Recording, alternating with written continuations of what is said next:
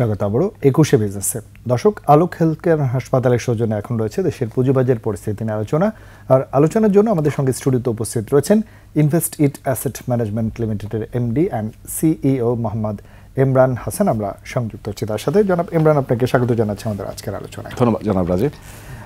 আমরা আমাদের সহকর্মী হিরুজুম্মানের কাছ থেকে শুনছিলাম আজকে সপ্তাহের শেষ কার্য দিবস এবং পুরো সপ্তাহের যে উঠানামা, বাজারের যে সূচকের অবস্থান, লেনদেন, সার্বিক অবস্থানটি প্রথমে যদি একটু আমাদেরকে জানান। জি, আমরা দেখেছি যে বাজার 4,900 পয়েন্ট লেভেলে নেমে আসছিল রিসেন্ট যে লোটা যদি বলি বাজারের, এরপর একটা 5,400 এরকম এই লেভেলটা ক্রস করে মোটামুটি 400 পয়েন্টের মতো একটা র্যালি আমরা দেখতে পাই। তো 400 পয়েন্ট র্যালি হওয়ার পর এই সপ্তাহে আমরা একটা কারেকশন দেখেছি যেটা 150 পয়েন্টের মতো। তো আবার আমি হোপফুল যে এটা আমি মনে করবো প্রফিট টেকিংই, এটা কোনো ট্রেন্ড রিভার্সাল না। বাজার একটা ঘুরে দাঁড়ার মতো একটা সম্ভাবনা আমরা দেখতে পেয়েছি। কারণ আপনি যদি লক্ষ্য করেন জুলাই 5 তারিখের পর যখন বাজারে একটা উত্থান হয় এবং উত্থান হওয়ার এটা বেশি দিন সাস্টেন করে না, 4-5 দিনের মতো একটা উত্থান, বাট খুব শার্প রাইস হয়। তারপর কিন্তু একটা কন্টিনিউয়াস কারেকশনের মধ্যে দিয়েছিল বাজার। এবং যখন এই বাজারে পতন হচ্ছিল, কোনো সময় বাজারে দেখা গেছে মাঝে মাঝে যেটাকে আমরা ডেড ক্যাট বাউন্স বলে, যারা টেকনিক্যাল অ্যানালাইসিস করে, যে কিছু কারেকশন হওয়ার পর কিছু উঠে আসে, তারপর আবার কারেকশন হতে থাকে। এই বাউন্সগুলো বা রিভার্সালগুলো খুব ছোট ছোট ছিল, 100 পয়েন্ট 150 পয়েন্ট। এই প্রথম কিন্তু রিভার্সালের যে পরিমাণটা যে সেটা আমরা দেখেছি একটু সিগনিফিক্যান্ট, 400 পয়েন্টের মতো। তা আমি এই জন্য হোপফুল, যেহেতু এখানে একটা সিগনিফিক্যান্ট রিভার্সালের মতো আসছে এবং একই সাথে অনেক ক্ষেত্রে অনেক চিপ হয়ে গিয়েছে, আরও চিপ হয়ে গিয়েছে। তো আমি আশা করি যে এটা একটা প্রফিট টেকিংই, যেহেতু এই কয়দিনে একটা র্যালি হয়েছে আবার 400 পয়েন্টের মতো, এখানে কিছু লোক আবার প্রফিট নিচ্ছে, কিছু কারেকশন হচ্ছে, কিছু নেগেটিভ নিউজও আমরা দেখেছি এর মধ্যে, হয়তো সেটাও একটা কন্ট্রিবিউশন আছে। আচ্ছা আচ্ছা, বাট আমি আশা করি যে এখান থেকে আবার ঘুরে দাঁড়ানোর সুযোগ আছে। একটু আসবো যে আপনি যেটা বলছিলেন যে আমরা 5 আগস্ট পরবর্তী যে অবস্থান, সেখানে অর্থনীতির সাথে সাথে পুঁজিবাজার সংস্কারও নানা উদ্যোগ নেওয়ার চেষ্টা চলছে এবং বর্তমান যারা দায়িত্বে রয়েছেন বিসেকের, তারা অনেক ধরনের প্রস্তাবনা নিয়ে কাজ করছেন। সাম্প্রতিক সময়ে অনেকগুলো বিষয়ে আমরা কাজ দেখেছি বা অনেকগুলো প্রস্তাবনা নিয়ে কাজ হচ্ছে, বিশেষ করে কর্পোরেট ট্যাক্স। এই জায়গাটা আপনার একটু আলোচনা শুনতে চাইব। জি জি, এখানে খুব ভালো একটা প্রস্তাব আমরা কয়েকদিন আগে দেখলাম যে বিএসসিসির চেয়ারম্যান মহোদয় উনি এনবিআরকে একটা করেছেন, মানে প্রপোজ করেছেন যে যাতে করে আইপিওকে এনকারেজ করার জন্য, বিশেষ করে ভালো কোম্পানির আইপিওকে এনকারেজ করার জন্য, যদি কোনো কোম্পানি 30% বেশি শেয়ার অফলোড করে পাবলিকের জন্য, সেক্ষেত্রে 5 বছরের ট্যাক্স হলিডে দেওয়ার জন্য। আচ্ছা আচ্ছা। তো এটা বর্তমানে যেরকম আইপিওতে আসলে 22.5% একটা ট্যাক্স রেট হয় এবং কিছু শর্ত যদি তারা পরিপালন করতে পারে 20% পর্যন্ত এটা হতে পারে। সেখানে যদি ট্যাক্স হলিডে, মানে একদম নো ট্যাক্স ফর 5 ইয়ার্স, এটা আমি মনে করি একটা ম্যাসিভ বেনিফিট কোম্পানিগুলোর জন্য। এটা খুব ভালো একটা ইনসেন্টিভ এবং এটা শুধু আইপিওতে আসবে এইতেই সে ইনসেন্টিভটা পাচ্ছে না, ফুল ইনসেন্টিভটা। সে যদি 30% শেয়ার অফলোড করে, যেটাতে পাবলিক পার্টিসিপেশন বাড়বে এবং পাবলিক পার্টিসিপেশন যত বাড়বে বাজারে লেনদেন বাড়বে, বাজারের গতিশীলতা বৃদ্ধি পাবে। এই জিনিসটা মাথায় রেখে এই প্রপোজালটা করা হয়েছে। আমি মনে করি এটা খুবই সুন্দর একটা উদ্যোগ। একই সাথে এখানে স্ল্যাব করা আছে, যারা কেউ যদি অল্প অফলোড করে, 20% করে, 10% করে, সেক্ষেত্রেও সে ট্যাক্স বেনিফিট পাবে। বাট ওই যে ফুল যে ট্যাক্স হলিডেটা 5 ইয়ার্স, সেটা সময়টা হয়তো বা কমে আসবে। এই জায়গাটা নিয়ে আমরা অনেকবার কথা বলার চেষ্টা করেছি। শুধু আমাদের আইপিওতে আসা নয়, মাল্টিন্যাশনাল অনেক কোম্পানি আমাদের তালিকাভুক্ত আছে, আরও অনেক তালিকাভুক্ত হওয়া উচিত। কিন্তু এখানেও কিছুটা মিশ্র প্রতিক্রিয়া বা আমি অভিযোগই বলবো যে আছে, যে পরিমাণ শেয়ার অফলোড করা উচিত সেটা না করে তারা যে ধরনের বেনিফিট নিচ্ছেন সেটা কিন্তু নিয়ে নিচ্ছিলেন। এই যে প্রস্তাব, সেখানে তো এখন অনেক পরিবর্তন আসার সুযোগ আছে, সেটি দ্রুত করা উচিত কিনা? Absolutely absolutely. কারণ অনেক কোম্পানি আমরা দেখেছি, বিশেষ করে কিছু মাল্টিন্যাশনাল কোম্পানি, একটা দুটা লোকাল কোম্পানিও আছে, যে তাদের শেয়ার অফলোড করেছে 5% কম, বাট ফুল ট্যাক্স বেনিফিটটা দিচ্ছে। তো এখানে আসলে মানে জিনিসটা বোঝা যায় যে এখানে কিন্তু ওইভাবে পাবলিক পার্টিসিপেট করতে পারছে না এই কোম্পানির শেয়ারগুলোতে। এবং দেখা যাচ্ছে এত বেশি কম শেয়ার অফলোড থাকাতে মোস্ট অফ দ্য টাইম দেখা যায় এটা শেয়ার প্রাইসও একটু ওভারলি রেটেড হয়ে থাকে, একটা সাপ্লাই ক্রাইসিস থাকে সবসময়। তা আমি মনে করি এই ক্ষেত্রে হয়তো এরকম ট্যাক্সের একটা বেনিফিট নিয়ে রিথিঙ্ক করা যেতে পারে, যে তোমার যদি এই পরিমাণ অফলোড না হয়, তুমি তাহলে ট্যাক্সের বেনিফিটটা হয় খুব কম পাবে বা পাবে না।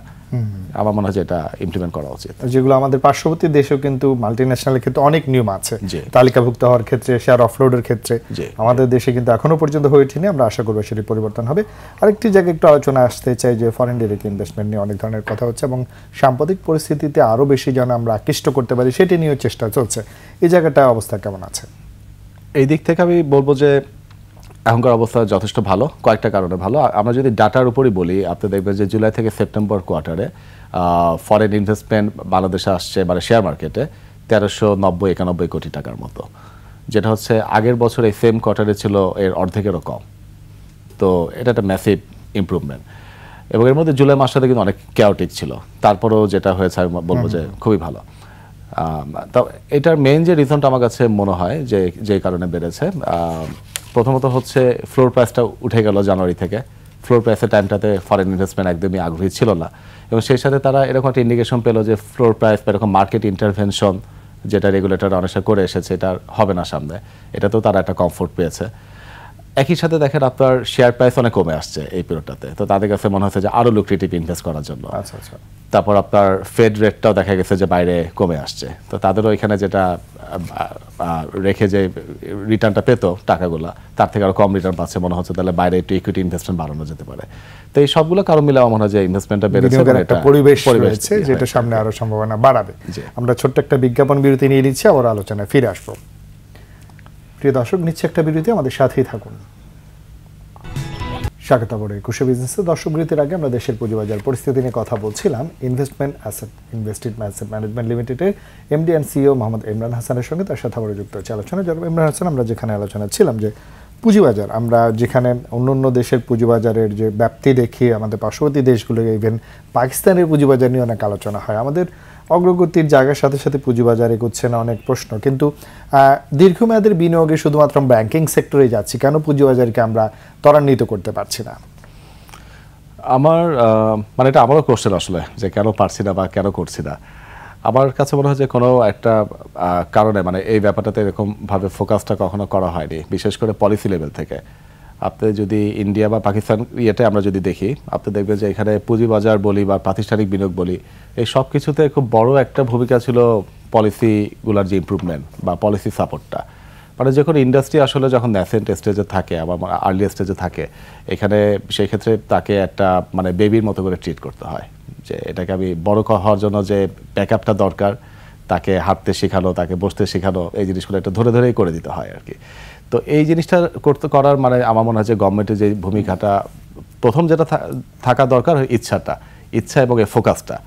তো আমার মনে হয় ফোকাসটা ওইভাবে পুঁজিবাজার আসলে কখনোই ওইভাবে পায়নি ব্যাংকিং সেক্টরের মতো করে, এবং ফোকাসটা না পাওয়ার জন্য এইভাবে পলিসি ডেভেলপমেন্টও হয়নি। এখানে মার্কেট ওরিয়েন্টেড যে পলিসিগুলো, আমাদের দেশের জন্য যেটা উপযুক্ত পলিসি, এবং টাইম টু টাইম থেকে রিভিউ করা, একই জিনিসের মধ্যে না থেকে একটু ব্রডারভাবে চিন্তা করে আমার মনে হয় পলিসিগুলো ডিজাইন করা দরকার, চেঞ্জ করা দরকার, এবং শুরুতে অনেক এক্সট্রা বেনিফিটও দেওয়া দরকার। আমাদের দেখেন পুঁজিবাজার এত আর্লি একটা স্টেজ, এমনিতে এত নাজুক অবস্থা, এর মধ্যে গত বছর হঠাৎ করে একটা সার্কুলার চলে আসলো এনবিআর থেকে যে 50 লাখ টাকার উপর ক্যাপিটাল গেইন হলে ট্যাক্স দিতে হবে। এখন কয়টা লোক গত বছর 50 লাখ টাকার উপর ক্যাপিটাল গেইন করতে পারছে? আমার মনে হয় যে সেই নাম্বারটা, সুযোগ তো খুবই কম, ক্লোজ টু জিরো হবে। এই ধরনের একটি ঘোষণা যখন আসে, তো একটা প্যানিক সৃষ্টি হয়। এখানে কিন্তু জিনিসটা করে তারা যদি এই ঘোষণা থেকে কোনো রেভিনিউ গভর্নমেন্টের আসলো সেটা হয়তো বা 0.01% এরকম, এটা ইনসিগনিফিকেন্ট। সেটার জন্য যে ড্যামেজটা হলো পুঁজিবাজারের, এই যে সাইকোলজিক্যালি এগুলো আমার কাছে মনে হয় যে একটু চিন্তা ভাবনা করে এনবিআর বলি বা আদার যে রেগুলেটরি বডি যারা আছে, এটা এসিসির সাথে আলোচনা করে, এটা ফিল্ড স্টাডি করে ইম্প্যাক্ট চিন্তা করে তাদের করা উচিত। এবং এই সময় বরঞ্চ এরকম ক্ষতিকর কিছু তো নাই, বরঞ্চ অনেক কিছু একটু সাপোর্টিভ, একটু ছাড় দেওয়া। এখানে তো বিনিয়োগকারীদের একটু সচেতন হবে, কারণ আমি যেখানে আমি 50 লাখ টাকার উপরে লাভ করিনি, আমি কেন আতঙ্কিত হব? আমারও তো সাবধান হতে হবে। জি জি, এটাতে আসলে আমার যেটা মনে হয় মানে আসলে কিন্তু কারোরই কোনো ক্ষতি হতো না এটা হওয়াতে, কারণ 50 লাখ টাকার উপর লাভ আমার লাভ করবে সে স্বাভাবিকভাবেই তো দিতেই পারে, হ্যাঁ, কারো কিন্তু ক্ষতি হচ্ছে না। এইটাতে যে জিনিসটা হয় আমার কাছে মনে হয় যে একটা সাইকোলজিক্যাল ইম্প্যাক্ট টাইপের, যে আসলে গভর্নমেন্ট বলি বা পলিসি মেকার বলি, তারা পুঁজিবাজার নিয়ে কতটা সাপোর্টিভ, এটা একটা সিগন্যালের মতো। তো তাদের কাছে যখন একটা সিগন্যাল মনে হয় পুঁজিবাজারে যেহেতু পারসেপশন বা কি ফিল করছে, এটা একটা বড় একটা ব্যাপার। যদি ফিল করে যে না এটাতে আস্থাটা তখন একটা অলরেডি যদি ড্যামেজ অবস্থা থাকে, এরকম কিছু আরো ড্যামেজ হয়ে যায়, যার কারণে একটু সতর্ক থাকা উচিত। যদি আমরা দেখলাম যে বর্তমান যে বিসেকের দায়িত্ব রয়েছেন তারা প্রচেষ্টা চালাচ্ছেন, এবং সাম্প্রতিক সেই সিগন্যালগুলো আমরা দেখছি, যেমন আইসিবি 3000 কোটি টাকার যে বিষয়টি, সেটি নিয়েও আমরা বুঝতে পারছি যে তারা সমন্বিতভাবে এগোনোর চেষ্টা করছেন। আর কি কি ধরনের পদক্ষেপ প্রত্যাশা করেন? আমার মনে হয় প্রথম জিনিস হচ্ছে গভর্নেন্স ঠিক রাখার জন্য এখন অনেক চেষ্টা করা হচ্ছে, অনেক ফাইন আমরা হতে দেখছি আর কি, যেগুলো মার্কেট ম্যানিপুলেশন বা এই ধরনের ব্যাপার থেকে। তাই মনে করি এটা আসলে গভর্নেন্সটা ঠিক রাখতে হবে, এটা কন্টিনিউশন করতে হবে। অবশ্যই মানে সবকিছু অপটিমাম লেভেলে, মানে খুব বেশি অনেক সময় দেখা যায় শুধু একদিকে ফোকাস হলে আবার যেটা বলা যায় পলিসি ডেভেলপমেন্ট বা ভালো যারা তাদেরকে কি করে আরো সাপোর্ট করা যায়, খারাপদের যেরকম পানিশ করতে হবে, যারা ভালো আছে তাদেরকেও কিভাবে সাপোর্ট দেওয়া যায়, উৎসাহিত করা যায়, বেনিফিট দেওয়া যায়, যেহেতু আর্লি স্টেজ ইন্ডাস্ট্রিটা, এই জিনিসটাও দেখতে হবে। কিভাবে আমাদের যেন একটা আইপিও বলি, আইপিও নিয়ে যেমন কিছুদিন আগে আমরা দেখেছি যে রেগুলেটর কয়েকটা টপ কোম্পানিকে বাংলাদেশের গ্রুপকে ডেকেছে তাদেরকে আইপিওতে আসা, এটা খুব ভালো একটা উদ্যোগ, খুবই ভালো একটা উদ্যোগ। কিন্তু আপনি দেখবেন এখানে যারা এসেছিল তাদের মধ্যে অনেকেরই কমপ্লেন ছিল যে আইপিওর প্রসেসটা অনেক কাম্বারসাম, অনেক লেন্দি, এটা দীর্ঘমেয়াদী, আবার তালিকা অতালিকাভুক্তর যে ট্যাক্স গ্যাপ সেটাই কিন্তু লুক্রেটিভ নয়। রাইট। ইভেন আমি একটা মিউচুয়াল ফান্ড লঞ্চ করতে গেলে, যেটা বাজারের জন্য হচ্ছে খুবই মানে উপকারী একটা জিনিস, হ্যাঁ, এবং বাজারও মানে রেগুলেটরও চাই মিউচুয়াল ফান্ড আসুক, যত বেশি আসে সেটা বাজারের জন্য ভালো। এটাও দেখা যায় আমরা 6 মাসের আগে পারি না, বাট এটা হওয়া উচিত খুব সিম্পল ফাস্ট ট্র্যাক বেসিসে। যদি ফান্ড আনতে চাও আমরা যত তাড়াতাড়ি সম্ভব আমরা 1 মাসের মধ্যে তোমাকে এটা অ্যাপ্রুভ করে দেব, হ্যাঁ। কিন্তু এই জিনিসটা আমাদের ফাস্টার করতে হবে, আর একই সাথে গভর্নেন্সটা ধরে রাখার জন্য যে স্বচ্ছতা জবাবদিহিতা নিশ্চিত করতে হবে। আমরা মিউচুয়াল ফান্ড ইন্ডাস্ট্রি নিয়ে যেহেতু আপনি কথা তুলছেন, আমি হয়তো তুলতাম, মিউচুয়াল ফান্ড ইন্ডাস্ট্রিটা নিয়ে কাজ করছেন আপনি অনেকদিন, সেইভাবে আমরা কাঙ্ক্ষিত জায়গায় নিতে পারছি না, বা বিনিয়োগকারীদের আস্থা কেন বাড়াতে পারছে না, বা কি করণীয়? হ্যাঁ, এখানে মানে নিতে পারছে না পারার পিছনে বেশ কয়েকটা কারণ। একটা কারণ হচ্ছে মিউচুয়াল ফান্ডে তো আমাদের মূলত শেয়ার মার্কেট ইনভেস্ট করা হয়, তো শেয়ার মার্কেট আসলে গত 14 বছর ধরেই ওইভাবে আমরা কোনো ভালো র্যালি পাইনি মার্কেটে, এটা হচ্ছে প্রথম কারণ আর কি। দ্বিতীয় কারণ হচ্ছে আমি মনে করি যে আমাদের মানে এই মিউচুয়াল ফান্ড ইন্ডাস্ট্রিতে রুলস অ্যান্ড রেগুলেশন আরও অনেক বেশি আমার মনে হয় একটু করতে হবে, বেনিফিট ইনসেন্টিভ দিতে হবে। এটা যেটা বললাম আর্লি স্টেজে, একদম আর্লি স্টেজে আছে এবং এটা অনেক পিছিয়ে আছে অন্য ইন্ডাস্ট্রি থেকে। যেমন মিউচুয়াল ফান্ডে আপনি যদি ইনভেস্ট করেন, দেখা যায় আপনি যেই ট্যাক্স বেনিফিটটা পাচ্ছেন তা না করে আপনি যদি ডাইরেক্ট শেয়ার মার্কেটে ইনভেস্ট করেন, দেখা যায় বেশি ট্যাক্স বেনিফিট পান। জিনিসটা তো উল্টো হওয়ার কথা। যখন বলতেছে যে তুমি প্রাতিষ্ঠানিক বিনিয়োগকারী আমি চাচ্ছি এবং তুমি নিজে ইনভেস্ট না করে ইন্ডিভিজুয়াল ইনভেস্টরদের সুরক্ষা দিতে চাই, হ্যাঁ, তাহলে পলিসিগুলো কেন পলিসি কিন্তু উল্টা করা হচ্ছে। এবং বেশিরভাগ সময় যখন এনবিআর দেখা যায় কোনো ট্যাক্স নিয়ে কোনো কিছু তারা পলিসি চেঞ্জ করে, মিউচুয়াল ফান্ড বলে যে একটা প্রোডাক্ট আছে আমার মনে হয় এটা তারা ভুলে যায়, এই জিনিসটা মেনশনই থাকে না সেখানে।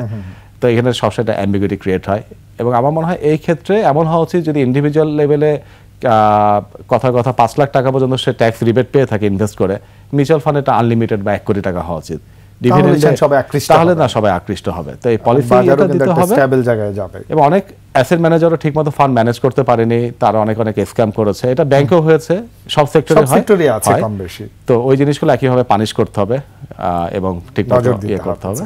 আমরা একেবারে শেষ দিকে চলে এসেছি। অবশ্যই আমরা প্রত্যাশায় রাখি সমন্বিত একটা উদ্যোগের মাধ্যমে অর্থনীতির পাশাপাশি পুঁজিবাজার এগিয়ে যাবে, আমরা সেই প্রত্যাশা রাখছি। আপনাকে অনেক ধন্যবাদ। আপনাকে ধন্যবাদ, ইটিভিকে ধন্যবাদ।